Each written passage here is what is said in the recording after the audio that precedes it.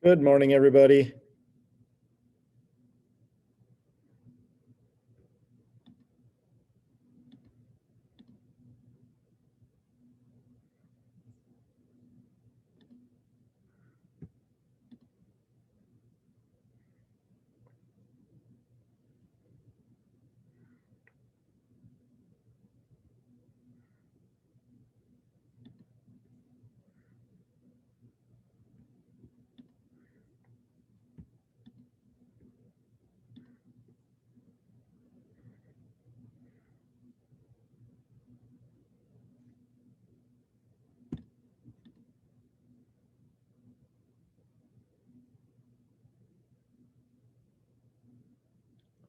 You almost got everybody. How's it going, Mr. Strauss? It's going. After snow blowing for 4 hours yesterday.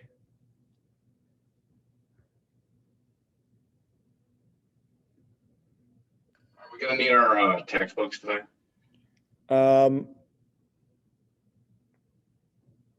Maybe at the end of class, yeah.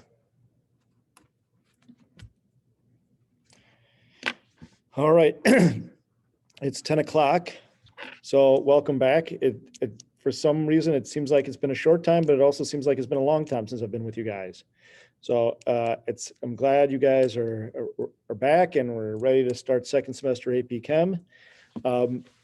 First semester AP Chem is kind of a review of everything we did in chemistry. Now, granted, obviously, we weren't able to cover everything first semester. And we weren't able to do any of the labs. Second semester is all brand new material. And so some people actually kind of like the fact that we're starting from scratch. Also, second semester, I tend to go a little bit slower because it is new material, whereas first semester, I kind of go faster. But I just want to just start off right off the bat saying, we're going to go through this stuff at a pace that you guys can understand. We're not going to go, my goal is not to try to cover everything in time for the AP test because it's impossible. We didn't cover everything we did first semester. And I don't believe we'll cover everything by the time for the AP test. So I just want to be honest with you guys, especially because I plan to do labs. So when we come face to face again, I plan on us doing the labs from first semester and the labs from second semester. Because I think that's important that you guys get some hands-on practical knowledge. And so that will slow us down even more. But it'll be of greater benefit to you in the long run to be doing labs. So I know there are some students that are going to be completely virtual. So when we are doing labs, I'm going to provide you with the data. And I might have you watch somebody else do the lab. It kind of maybe depends on the lab. It's not a whole lot. It's probably not too beneficial if you're just sitting there watching somebody do a lab for 50 minutes, but I might just give you the data. The other thing is, we're kind of gearing back up, trying to get people used to what it's like to go to school again. So let me just emphasize in the beginning how important it is that, good morning, Zoe, how you doing? So I was just going to emphasize again how important it is that we start on time. Because on lab days, we'll get together for the first 2-3 minutes of class, and then we're going to break into groups. So if you log in 5 minutes, 8 minutes late, you're going to be like, what's going on? So make sure that, and if all possible, I mean, this is the second period, you should be able to log in a couple of minutes early. Okay. So I've just been kind of stalling till I have everybody in here so they know that. The other two things that you should know that are going to be a little bit of a change is all homework must be handwritten. No homework will be turned in typed. So for most of you, that makes no difference. So like if you were, writing using a pencil and taking a picture, that's fine. What I do not want is a computer file that has been typed. So if you have any more questions or concerns about that, let me know. But if you turn in a typed computer file, I will not accept it. So I'm sorry, but I had to make that change. Second change that I'm making is tests will be timed now, and they will be done in class. So we're all going to take the test at the same time, because I know that, on any given day, about a third of you will be virtual. So if we have a test on chapter 12, we will all take the test at 10 a.m. and the test will be finished at 11 a.m. Okay. For most days, our instruction will end after 45 minutes, and then the last 15 minutes will be to start on your homework. So I expect you to be working on your homework during that 15 minutes. So when instruction ends today, you'll probably have one homework problem, maybe two, and then I would expect you to be working on it during those 15 minutes of office hours. When we're taking a test, you will be utilizing the full 60 minutes. When we're doing a lab, we'll be utilizing the full 60 minutes, okay? But other than that, instruction will end after 45 minutes, and then you'll have 15 minutes to start on your homework, okay? So every class is a little bit different, but I'm just telling you right now that when the instruction ends, my expectation is that we are working on homework and getting help, because this is a tough class. So I guarantee that everybody needs some help. Handwriting on Notability is just fine, okay? So there's a question in the chat room. Can you handwrite on Notability? Yes. Use your stencil and handwrite. What I don't want is someone typing a file, saving it, and then sending it to me. So, okay. Any other questions before we jump into chapter 12?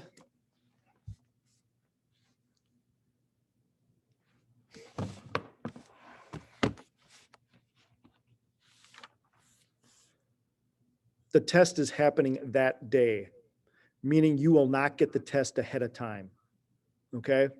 So when we have a test, the test will be at 10 o'clock, and I will release it at 10 o'clock, and it will be due at 11 o'clock.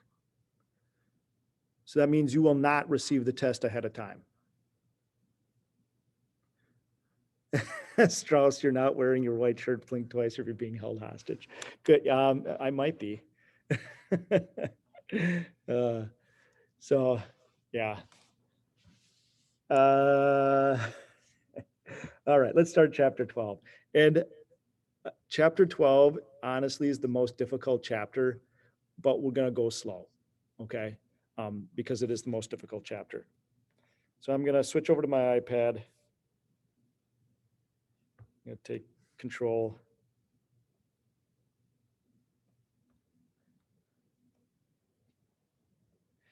And please, if you don't understand something, interrupt.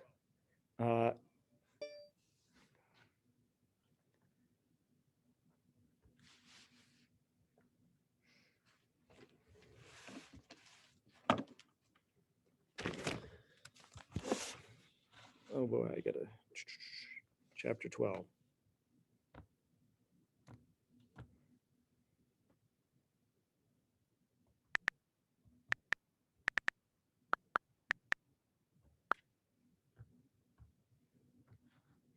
And I will be uploading all these videos online, okay? They'll be going on my YouTube channel.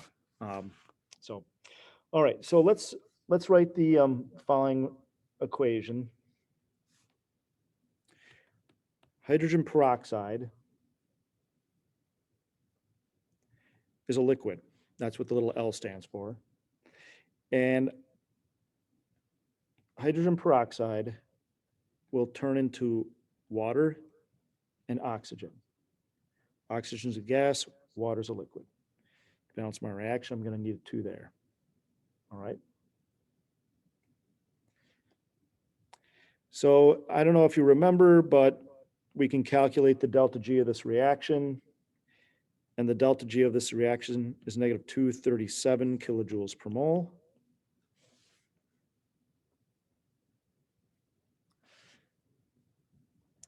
So when delta G is negative, it means the reaction is spontaneous. which means the reaction will just happen. Okay. So if you have most people have hydrogen peroxide in their medicine cabinet somewhere in their house. So what's happening is the hydrogen peroxide is slowly turning into water and oxygen. Okay. If your hydrogen peroxide has been sitting there for about 5 years, it's probably now all pure water. Okay. So throw it out, go buy some new one. So although delta G tells us the reaction will happen or not happen, what delta G does not tell us is the speed.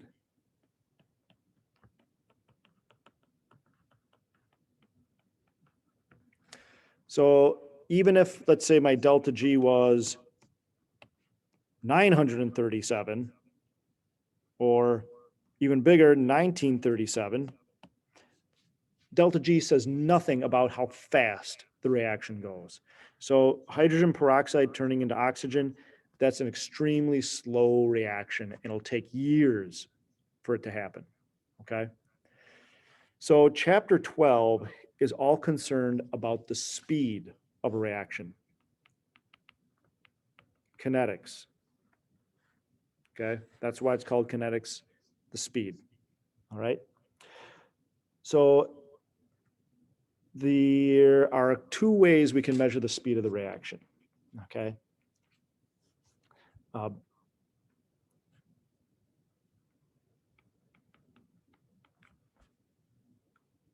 Rate and the change in the concentration over the change in time. So that's a speed, right? Change in distance over change in time is a speed. We're doing change in concentration. So how do we measure concentration? We measure it in terms of molarity. So how does the molarity change over time?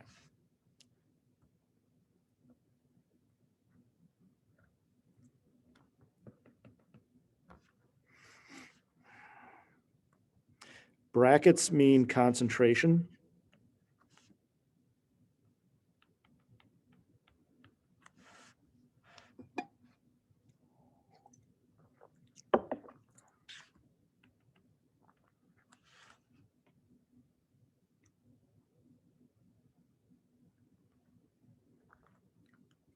So what's going to happen to the amount of hydrogen peroxide over time? We know it's going to decrease, okay? Now, I don't want to get too far down the road, but we don't know how it will decrease at this moment. It might decrease linearly. It might decrease inversely. It might decrease exponentially. So I'm just going to draw it like that, okay? But we don't at this point know how it will decrease. We just know it will decrease, okay? How are we doing so far? Yeah. You know, you can always throw a thumbs up in the chat room, or a little hand clapping, or a frowny face, or whatever.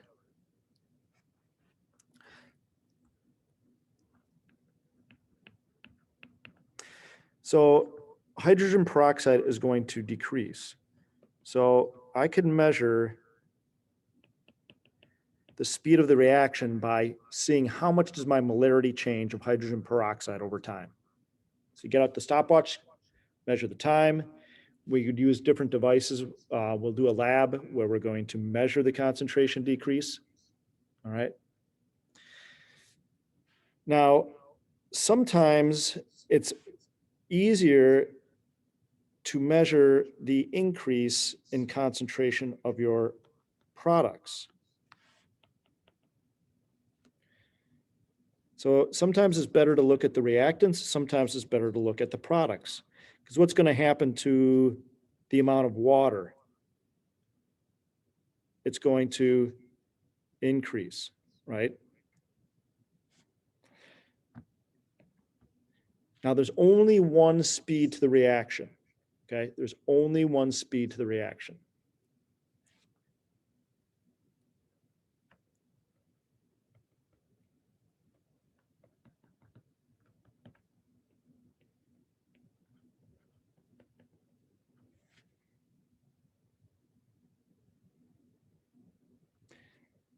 So we could also measure it in terms of oxygen being formed. Why do these have positives? Because they're being produced. Why is the hydrogen peroxide negative? Because it is disappearing. All right. Now, how do we make these equal to one another? Because when I go back up here and I look at my reaction, the hydrogen peroxide is going to disappear at twice a faster rate as oxygen appears, right? For every 2 of these that disappear, 1 oxygen will appear. So that means the change in molarity of oxygen and the change in, oops, sorry, I forgot my delta out front. It's change. See how I had the change up here? I forgot to put the change. It's the change in molarity.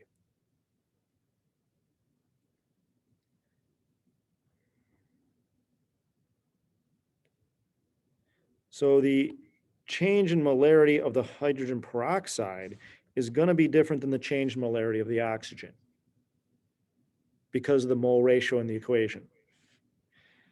So to set these equal, it may seem kind of counterintuitive, but I have found the simplest way to do it is not to think. But whatever the coefficient is, you are going to divide by that number to make it an equal statement. So because the hydrogen peroxide has a 2 in front of it, basically you can think of it this way. The molarity change is twice as much. So if the molarity change is twice as much, I'm going to have to divide by 2 in order for it to equal the change of oxygen. And it's the same thing for the water.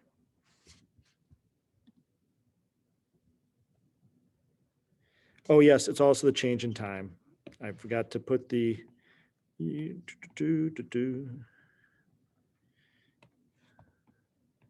in time. Sorry. Thank you, Avery.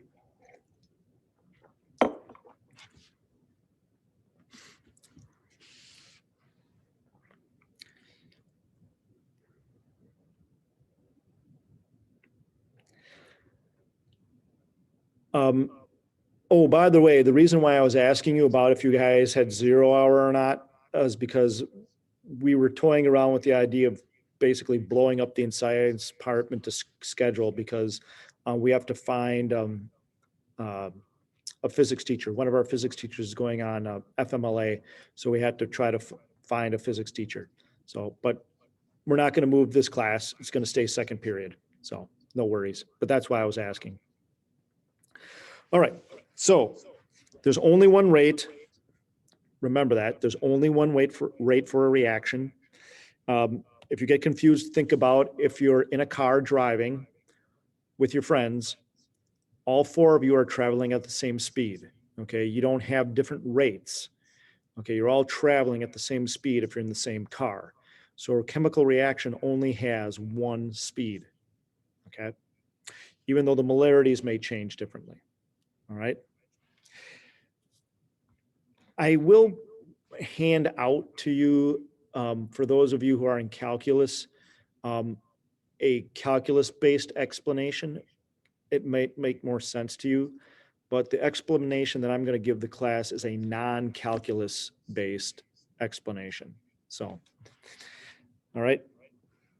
So this is called the differential rate law.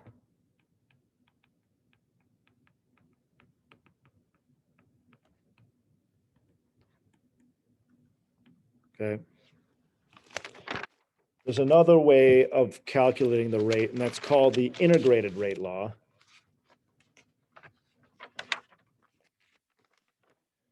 We're not going to do that one for a little bit.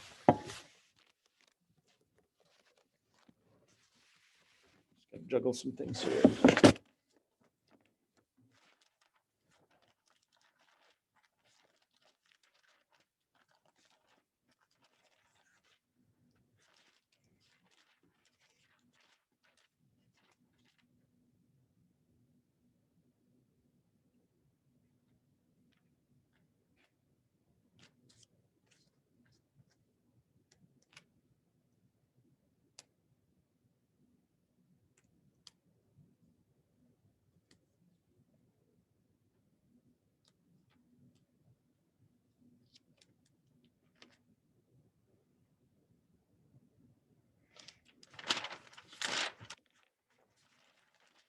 sec.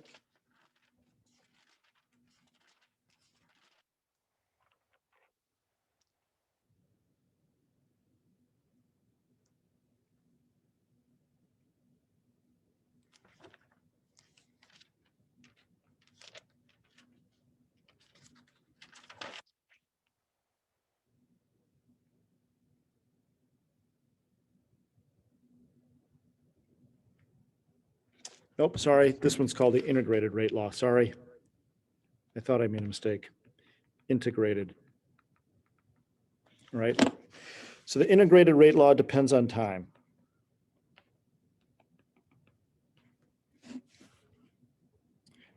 You see time in the equation there, okay? So let's do a problem.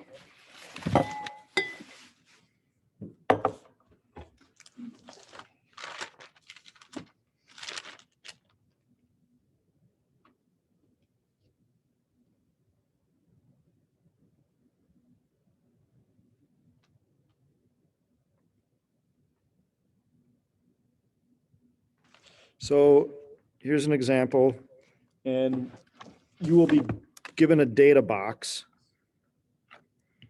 So you'll have time and you will have molarity. So let's put in the data here. So at time 0, my concentration is 1 molar. And then at 2.16 times 10 to the 4th seconds, my concentration is 0.5 molar. And at 4.32 times 10 to the 4th seconds, the concentration is 0.250 molar. Okay. What was that last number for the time? 4.32 times 10 to the 4th. So you'll be given data. The second number is 2.16 times 10 to the 4th.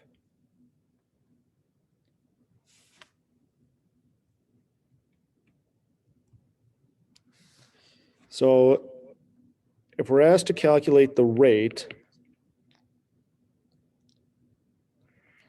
based on the change in concentration of hydrogen peroxide,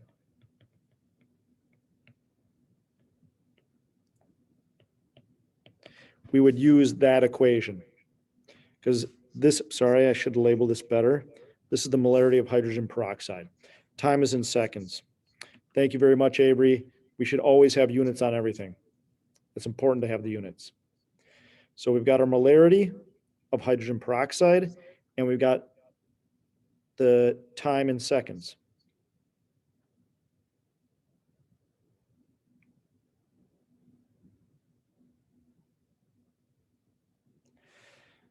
So to solve the rate, I'm just gonna do it over the first 2 data points. Okay. So my change in molarity would be 1 molar, what's final minus initial, sorry, always is final minus initial. So 0.5 molar minus 1 molar over my change in time, final minus initial. So again, it's important that you know what's the final and what's the initial.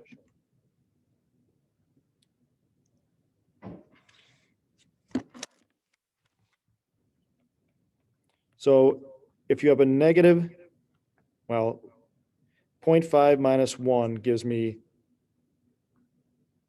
negative 0.5 molar.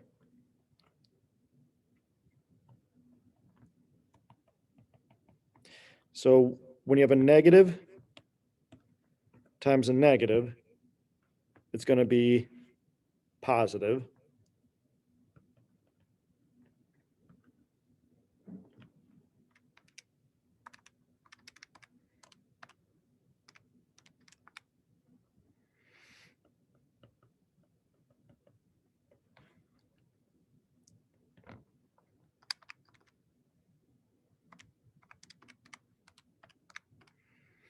And so with 3 sig figs,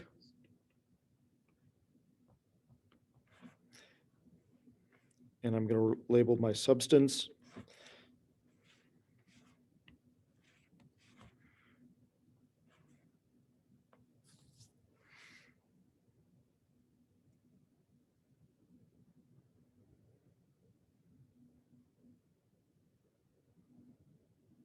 So the change or the rate of the reaction is 1.16 molar per second. That's the rate of the reaction, okay? That's how fast the hydrogen peroxide will disappear.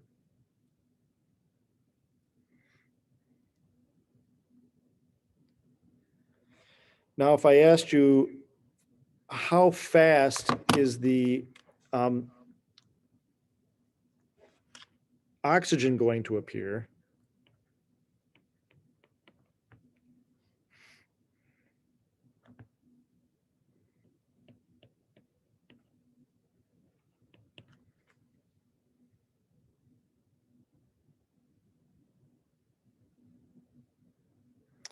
This is my rate. That's the rate for all reactions. So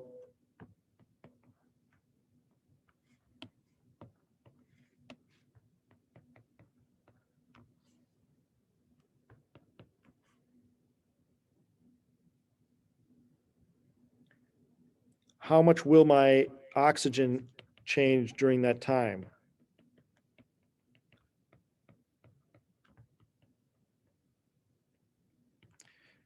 So I'm using the same time period. So the first two, so from T initial being 0, T final being 2.16 times 10 to the fourth. So 1.16. Geez, I can't write that number down.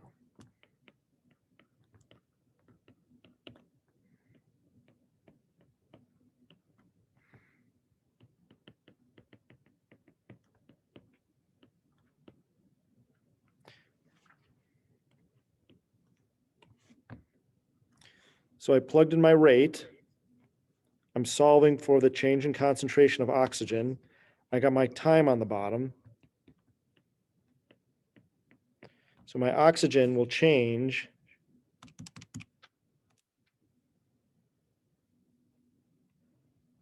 oops, this is to the -5th. God almighty, I'm out of practice.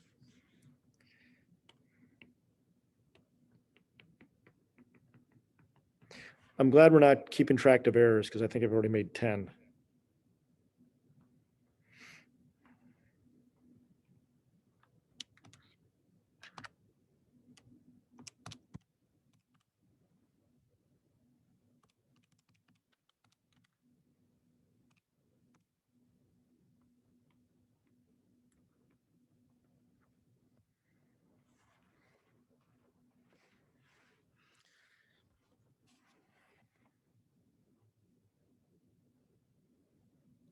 So during that time period, my oxygen will change concentration by 0.250 molar.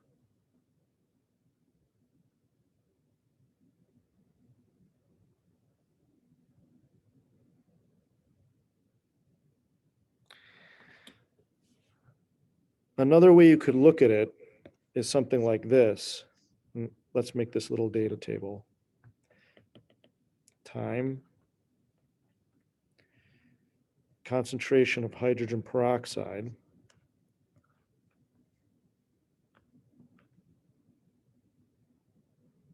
concentration of water, concentration of oxygen.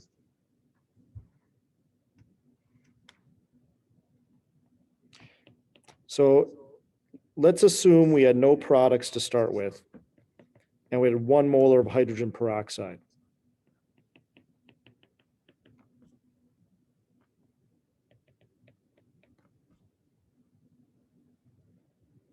So the problem told us that after that amount of time, the concentration of hydrogen peroxide was down 0.5. So what did we calculate the oxygen to be appearing at? 0.250 molar. Now, this is the change in concentration, okay? Now, I'm assuming we started with nothing. If we started with, let's say, 1 molar, well then the molarity at that time would be 1.250 because I'm calculating the change in molarity, okay? Again, if you get confused, think of like speeds and things, okay? Like if you were going 70 miles an hour and then you slowed down to 50 miles per hour, your change in speed or velocity would be 20 miles per hour. Your change is not your speed, right? You're still going 50 miles an hour, but you changed your speed by 20, okay? So think of the rate of the reaction as the same thing. You've got your speed of the reaction, and then you've got your change in speed of the reaction. All right. So why, if my concentration decreased by 0.5, why did this concentration only increase by, so if you look at the change, it's 0.250, and if you look at this change, it's 0.5. Well, it goes back to the number up here.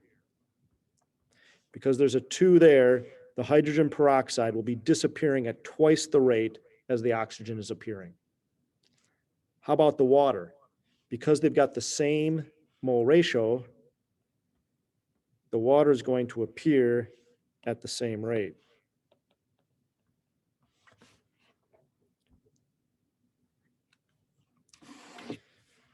Ça va? That's French. I have one question. Yep. Going back to the 1.16 times 10 to the negative fifth, where does that come in?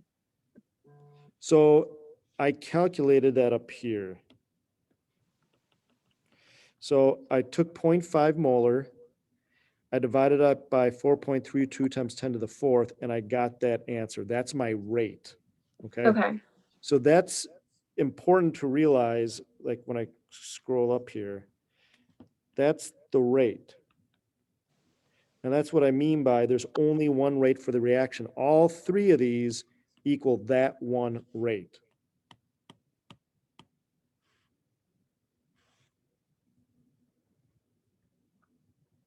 So we're going to do one more here. I was going to say the other way you can write this reaction, and I'm going to write them both again. I'm going to just write it over so they're right next to each other. So I think the easiest thing to do is whatever the mole ratio is, just divide by it.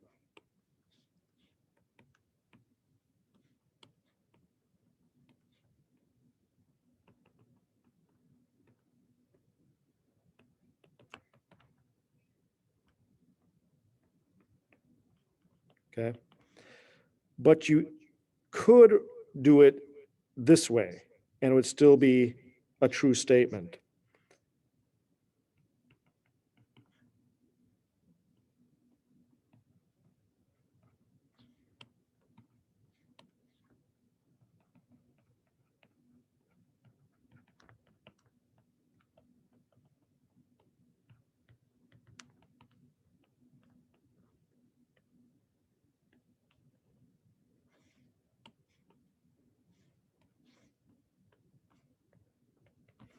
So you see what I did differently between the first example and the second example? Basically, I multiplied through by 2.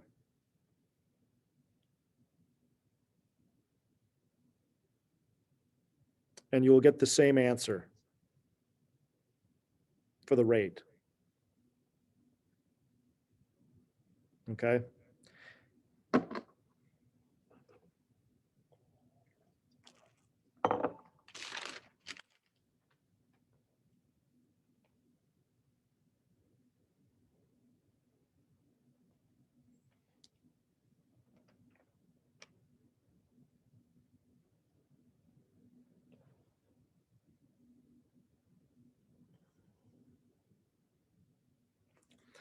So we're going to do number 23 from the book. We're going to set it up, and this is going to be your homework for tonight, just this one problem. So we got the following reaction.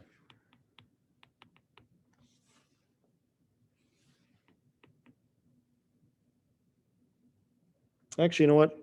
We're going to save that for the office hour time. Okay, we'll go over your one homework problem in the office hour time. So let's continue on.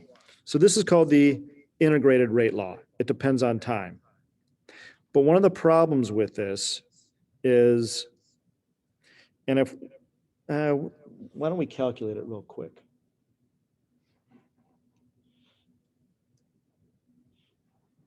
If you go back to the top of the problem,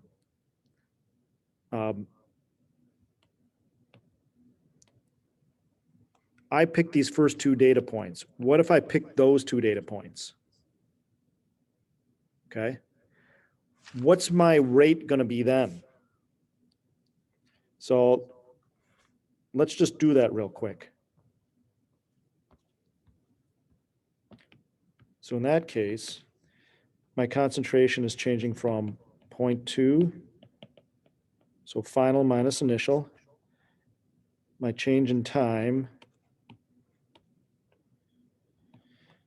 final minus initial, calculate the rate.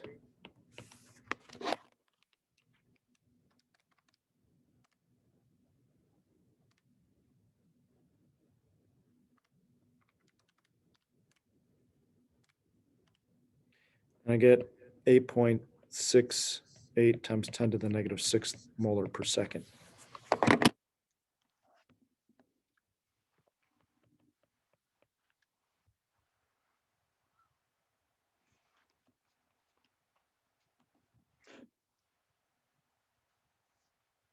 So now we have a little bit of a problem here in that I have two different rates. Our first rate we said was 1.6 times 10 to the negative 5th. So that's the speed of the reaction. Down here, I'm calculating a different rate, a different speed of the reaction. Well, I can't have two different speeds. Like if you're driving a car, you go in one speed. You can't say, well, how fast are you going? Well, I'm going 70 and I'm going 50 at the same time. No, you're not. Okay, there's only one speed. So the problem lay in what we did is we were picking two different time points. Okay, that's creating an average. And so when you create an average, you're going to get a little bit of error built in. Okay, it would be nice, and this is, I guess, where the calculus comes in. So I'll just kind of show you. If this was my graph, and I asked you to calculate the slope of this graph, you're going to be like, it depends. If I pick this point and this point, there's my slope. If I pick this point and this point, there's my slope. So depending on which two time points you pick, you're going to end up with very different rates. All right. So a more accurate way to find the rate of a reaction is to use the differential rate law. The differential rate law does not depend on time.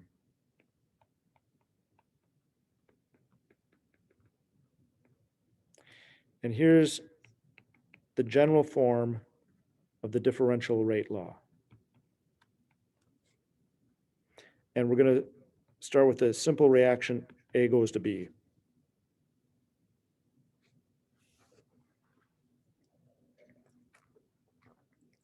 So the differential rate law does not depend on time.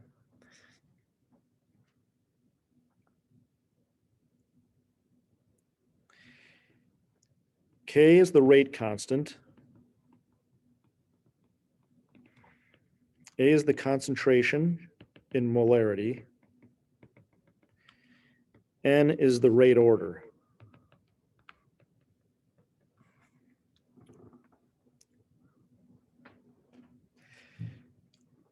So there are two different types of rate laws.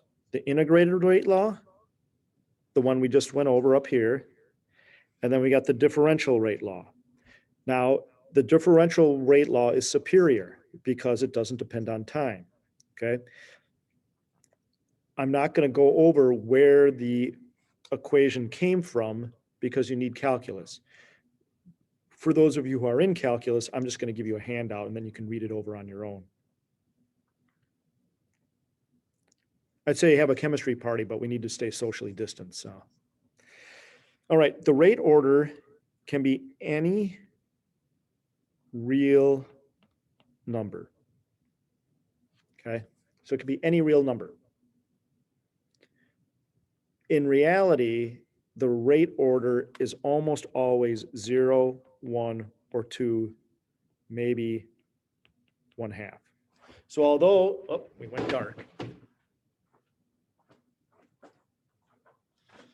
So although, according to our mathematics, n can be any real number, in actuality, it's usually 0, 1, or 2.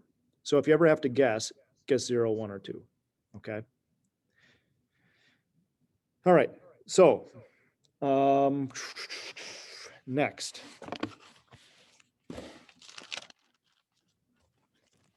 much time we got? We got 4 minutes? All right. You can get 4 minutes of work done.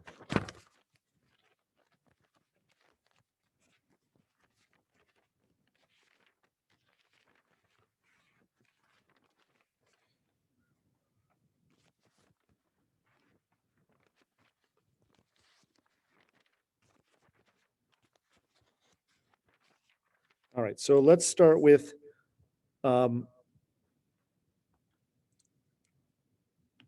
n equals 0.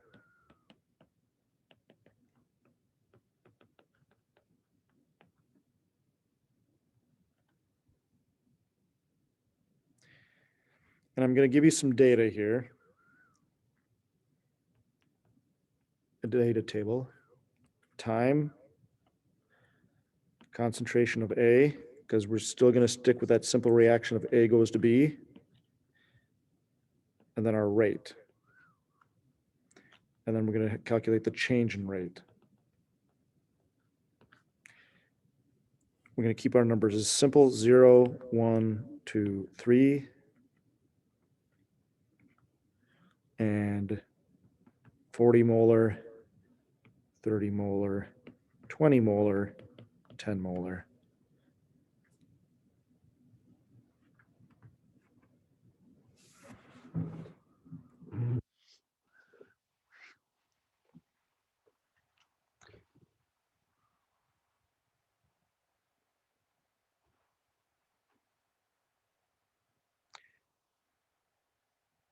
So let's go ahead and calculate the rate. So change in A over change in time.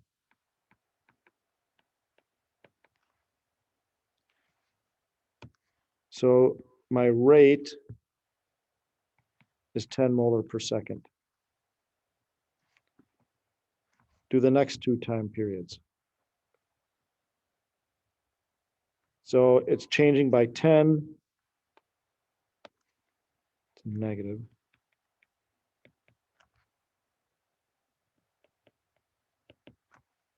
Actually, it's not a negative.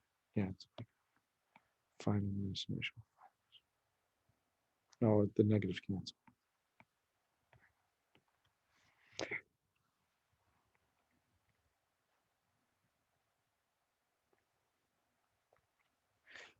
So if I were to graph this, and this is where this is a non-calculus based.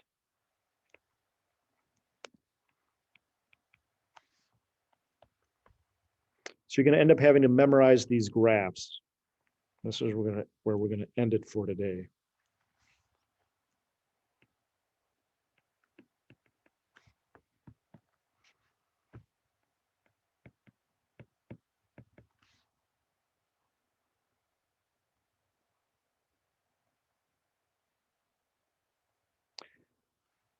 So what is happening to my concentration of A? It is decreasing linearly. All right. What is happening to my rate? Is my rate changing? Nope, it's a constant. And if my rate is not changing, my change in rate over time is 0. So when n equals 0, and we'll come back to this tomorrow, but when n equals 0, your molarity is decreasing linearly. Your rate is a constant, and your change in rate is 0. Okay, so that's what happens when n equals 0. All right. Tomorrow, I'm just going to preview this. We'll look at what happens when your concentration changes inversely. All right, because not every reaction is going to be a linear reaction. Okay, so like I said, we're going to take this slow. For homework, you only have one problem. Actually, no, you have 2 things to do for homework. I want you to read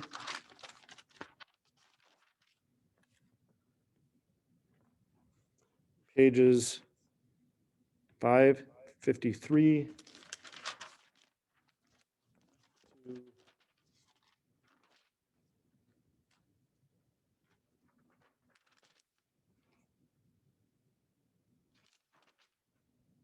559.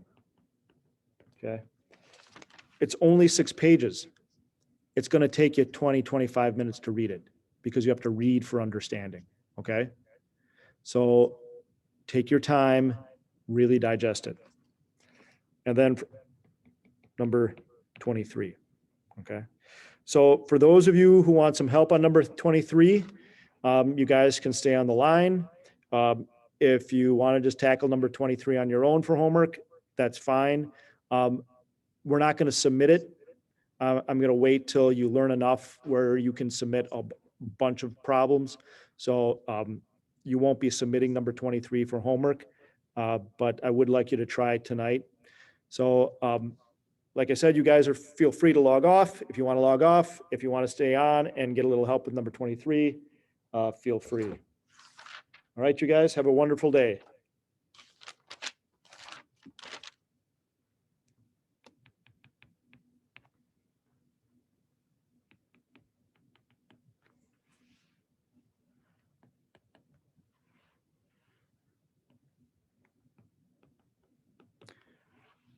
I'm just writing the reaction here.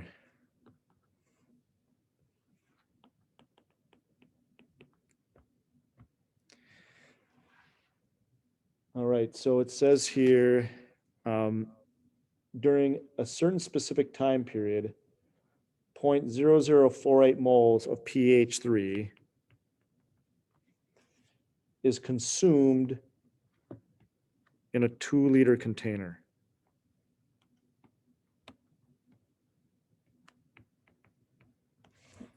So we have that many moles being consumed in a 2-liter container. So to calculate the molarity, we have to do the moles divided by the liters.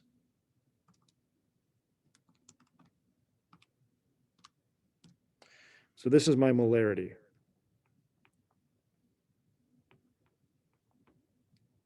So sometimes they just give you the molarity, other times they tell you the moles and they tell you the size of the container.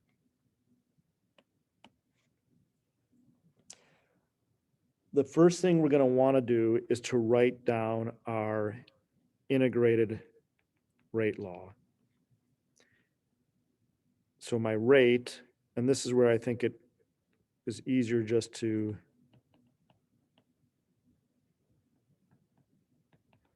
whatever the coefficient out front is, just divide it by that. It's negative. This one is positive.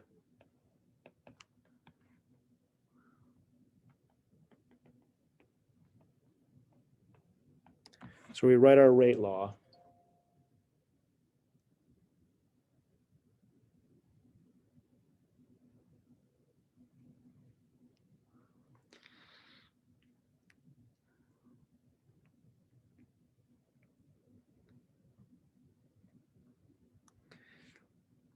This is the change in my molarity of pH3.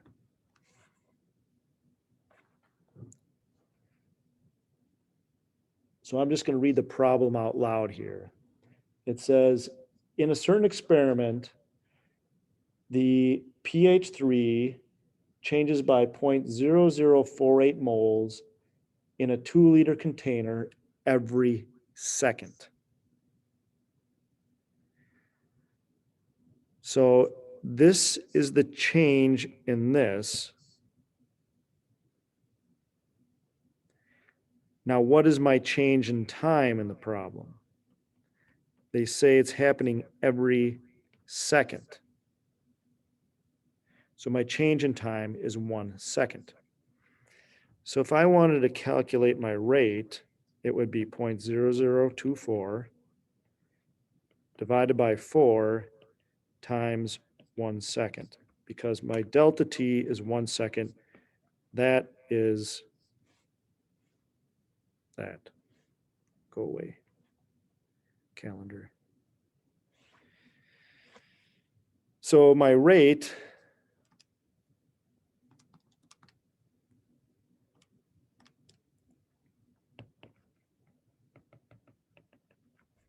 is that.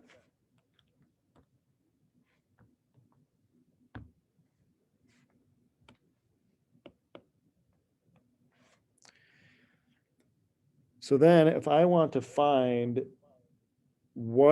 how quickly these other guys are appearing, well, then I just set it equal to that.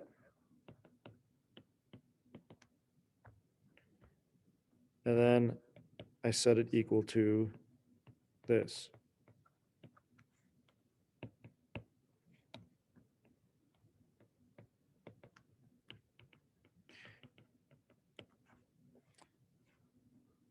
So they want you to find this.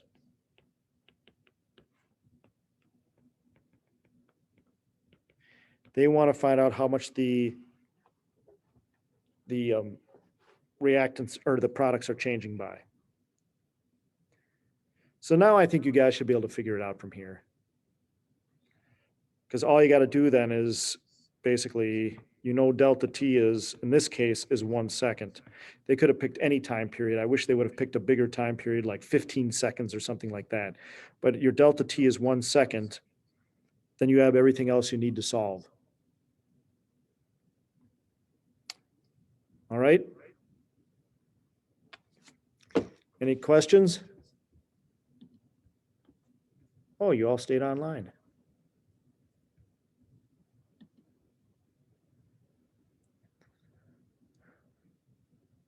So I'll stick on here if you guys have any further questions. Otherwise, we are then finished for the day.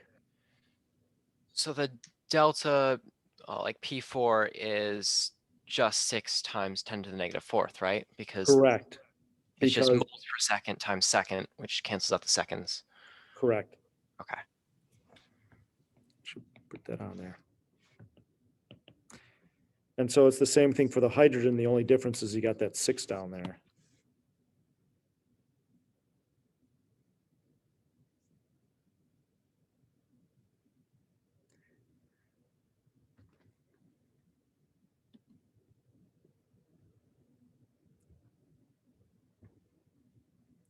Any other questions?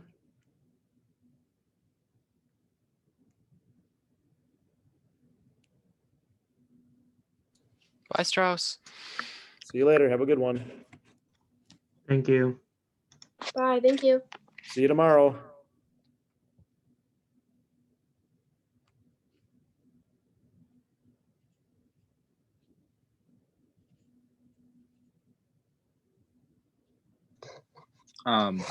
What unit is this? Where's the problem?